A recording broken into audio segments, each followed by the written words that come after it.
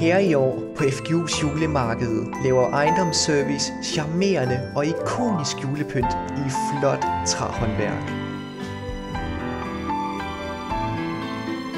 Denne gang laver medieværkstedet kopper med trykdesigns. Og du kan også få taget egne julebilleder og få de billeder sat på en kop. Plankeborde, æblekasser og meget mere bliver lavet af byg og bolig.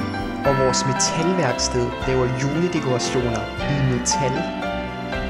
Og sidst, men ikke mindst, laver handler event t-shirts og fine porcelænsfigurer.